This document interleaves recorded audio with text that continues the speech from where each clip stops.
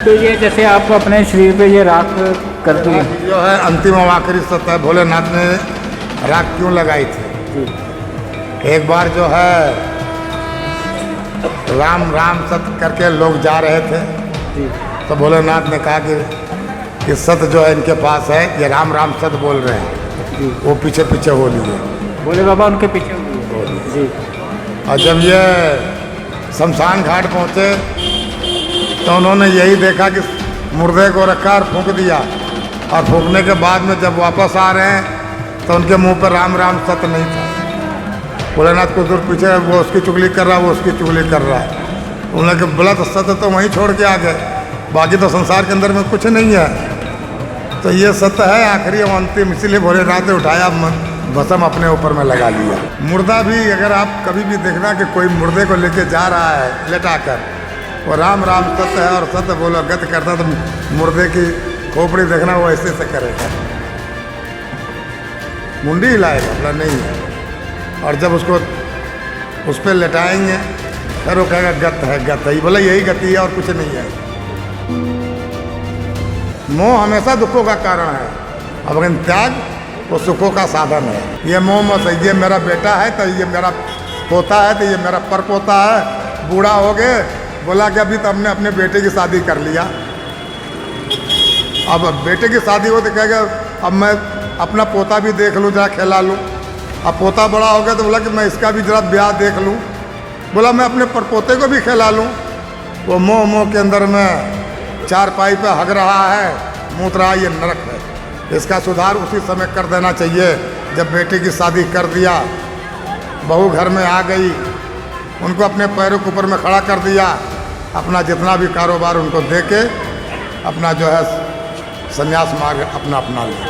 तो गुरुदेव आप भी यहाँ पे काफ़ी, आप कह रहे 16-17 सालों से बैठे हैं, तो आपको भी तो मोह इस चीज़ से हो गया ना, इसी जगह से हो गया। तो अब आपको कितने साल हो गए गुरुदेव? 40 बरस से ऊपर हो गया मुझे। तो आपका घर बार कहाँ है गुरुदेव पहले का? यही हमारा घर है, यही हमारा स्थान है, यही हमारा हर चीज़ है। तो बाबा जी वो सर्दी और गर्मी का एहसास नहीं होता आपको? कुछ नहीं, सब बस ऐसे। सर्दी में आओगे तो मैं ऐसे मिलूँगा जी, गर्मी में आओगे तैसे, बरसात में आओगे तैसे। अगर आप त्याग की बात करते हैं, त्याग हम कहते हैं किसमें? सबसे बड़ी चीज़ है, कोई भी चीज़ अगर मनुष्य जिस काम को नहीं कर पा रहा है उसका प्रति त्याग करे, समय आएगा हो जाएगा, और नहीं तो उसका प्रति त्याग करे। अगर त्याग नहीं करता है तो वो दुखी होगा, गुनाहगार है, दुखी भी होगा, गुनाहगार है। ਤੁਸੀਂ परेशान हो 100% गारंटी नाल पाओ हर परेशानी दा हल। संपर्क करो। यहाँ पे जो बाबा जी बैठे हैं काफ़ी सालों से बैठे हुए हैं, तो हम उनसे मुलाकात करते हैं, आइए मिलते हैं।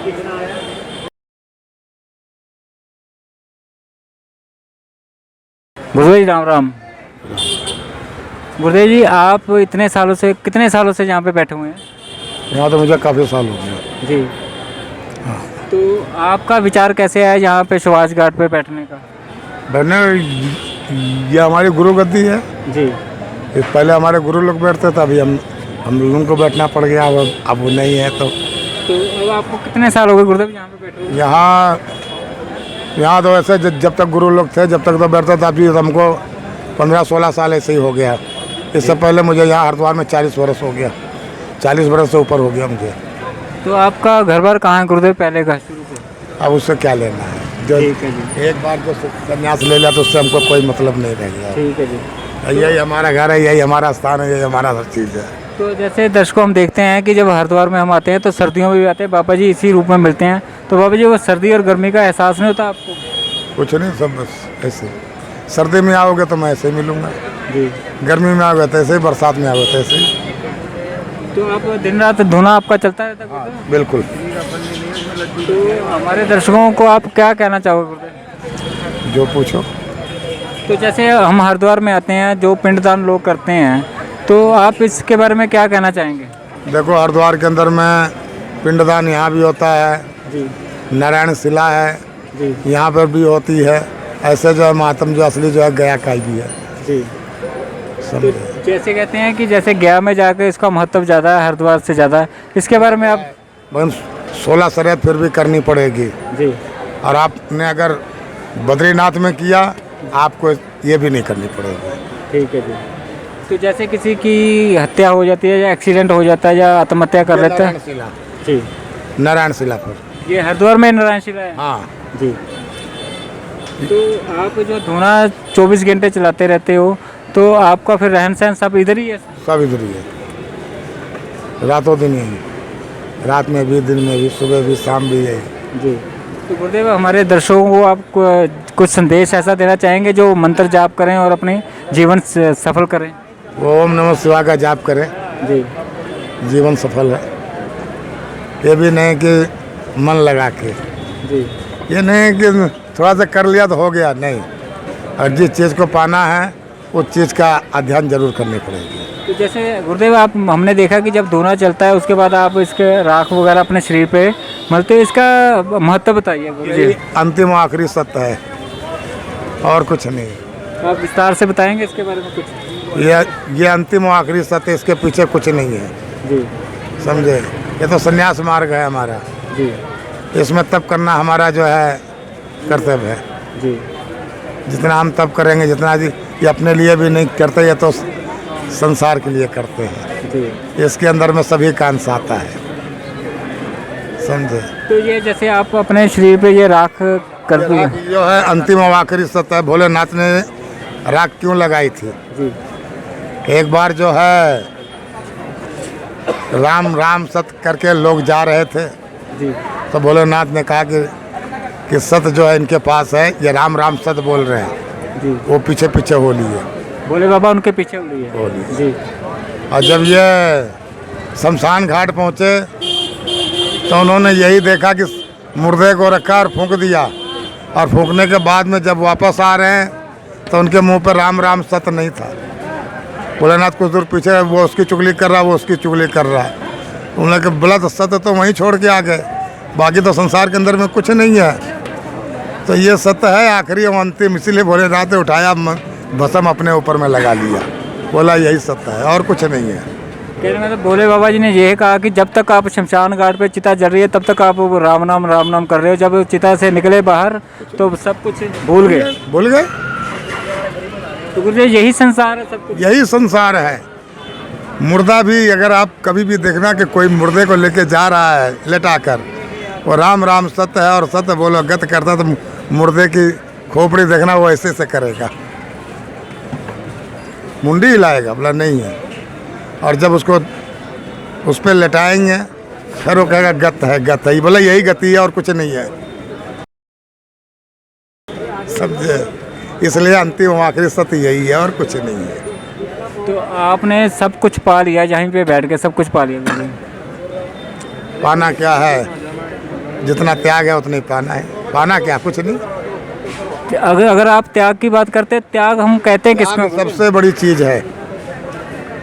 कोई भी चीज अगर मनुष्य है जिस काम को नहीं कर पा रहा है उसका प्रति त्याग करे, समय आएगा हो जाएगा, और नहीं तो उसका प्रति त्याग करे। अगर त्याग नहीं करता है तो वो दुखी होगा, गुनाहगार है, दुखी भी होगा, गुनाहगार है।